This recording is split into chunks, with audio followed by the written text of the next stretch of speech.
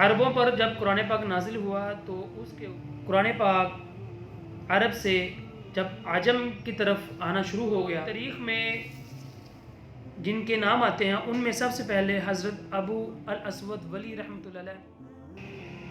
السلام علیکم ورحمۃ اللہ وبرکاتہ۔ Welcome back to my YouTube channel.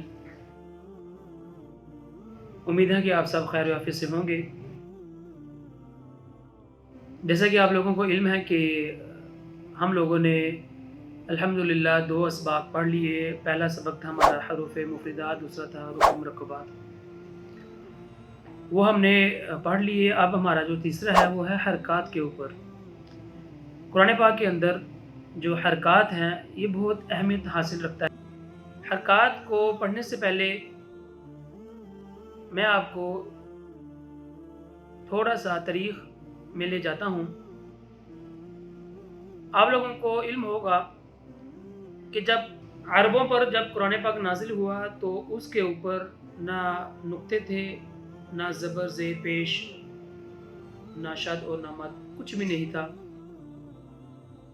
کیونکہ وہ لوگ ان چیزوں کے بغیر بھی قرآن پاک پڑھ لیتے تھے، ان کو سمجھ آ جاتی تھی۔ اور جیسے جیسے اسلام پھیلتا گیا، دنیا میں فتوحات ہوتی رہیں، دین پھیلتا رہا،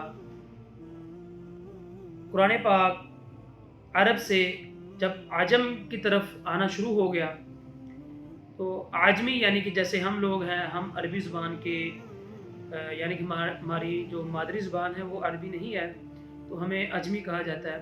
تو جب یہ عجم کی طرف قرآن پاک پڑھنا شروع کیا تو وہاں پر ان لوگوں کو دقت پیش آنا شروع ہوئی، تو اس پر کام کرنا شروع کر دیا اس وقت کے جو بزرگان دین تھے۔ تو جو تاریخ میں جن کے نام آتے ہیں ان میں سب سے پہلے حضرت ابو الاسود ولی رحمۃ اللہ علیہ ان کا نام آتا ہے کہ انہوں نے ابتدا کی حرکات کے اوپر، نقطوں کے اوپر۔ اور میں یہ بھی یہاں پر بتاتا چلوں کہ سب سے پہلے جو آج کل ہم زبر زیر پیش دیکھ رہے ہیں، یہ زبر زیر پیش اس وقت بھی نہیں ہوتا تھا۔ تو اس وقت زبر کو ایک نقطے کے طور پر ظاہر کیا جاتا تھا جو لفظ کے یا حرف کے اوپر لکھا جاتا تھا، زیر کو ایک نقطے کے طور پر ظاہر کیا جاتا تھا جو لفظ کے یا حرف کے نیچے لکھا ہوتا تھا، اور پیش کو حرف کے آخر میں لکھا جاتا تھا ایز اے پیش۔ لیکن حجاج بن یوسف کے حکم سے پھر 3 جو بزرگ تھے ان کی ڈیوٹی اور ان کے ذمہ لگایا گیا کہ اس کے اوپر کام کرے۔ ان میں سب سے پہلے جو تھے حضرت حسن بصری تھے رحمۃ اللہ علیہ، یحییٰ بن معمر اور نصر بن عاصم تھے۔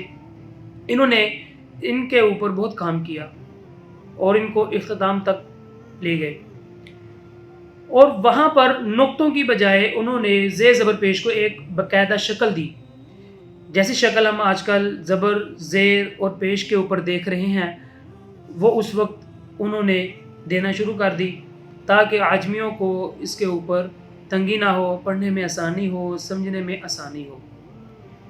تو اس کا قرآن پاک کے اندر بہت زیادہ اہم کردار ادا ہے۔ تو اب حرکت کیا ہے؟ سوال یہ ہے کہ حرکت کیا ہے؟ حرکت کی جمع حرکات ہے، اور حرکت کیا ہے؟ زبر زیر اور پیش کو حرکت کہتے ہیں۔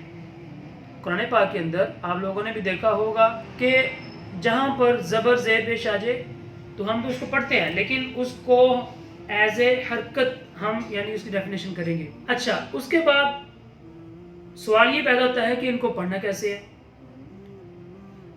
زبر کو یاد رکھیے گا، زیر کو اور پیش کو جب یہ اکیلے آ جائے تو ان کو کھینچنا نہیں ہے۔ زبر زیر اور پیش کو کھینچنا نہیں ہے، جھٹکے سے ادا نہیں کرنا۔ اور جب الف، یاد ہوگا ہم نے کہ پہلے سبق میں ہم نے الف پڑھا تھا، جب الف کے اوپر زبر آ جائے تو وہ حمزہ میں تبدیل ہو جاتا ہے۔ حمزہ زبر آ پڑھیں گے، حمزہ زیر ای پڑھیں گے، حمزہ پیش او پڑھیں گے. یہ اس میں سب سے بات یاد رکھنے والی ہے. اور اس کے بعد اگر را کے اوپر زبر اور پیش آ جائے تو را کو پڑ کر کے پڑھیں گے، اور اگر را کے نیچے زیر آ جائے تو را کو بریک پڑھیں گے.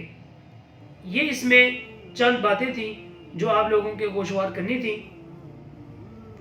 اچھا، اب جو کویسچن ریز ہوتا ہے کہ زبر پہچانیں گے کیسے، خاص طور بچوں کے لیے بڑا مشکل ہوتا ہے کہ زبر پہچانیں گے کیسے، زیر کو کیسے پہچانیں گے اور پیش کو کیسے پہچانیں گے.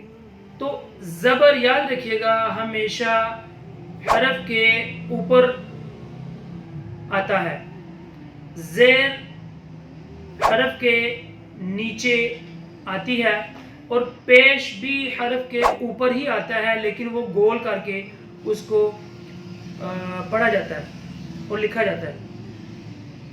تو جیسے جیسے ہم اس کے مشق کی طرف جائیں گے وہاں پر ہم اس کی پہچان بھی کریں گے، وہاں پر ہم دیکھیں گے کہ ان الفاظ کے کیسے پڑھنا ہے. جب زبر آ جائے، زیر آ جائے اور پیش آ جائے تو وہ انشاءاللہ تعالی ہم جب ہمارا وہ سبق شروع ہوگا تو اس میں ہم اس کی پہچان بھی کریں گے اور پڑھنا بھی سیکھیں گے.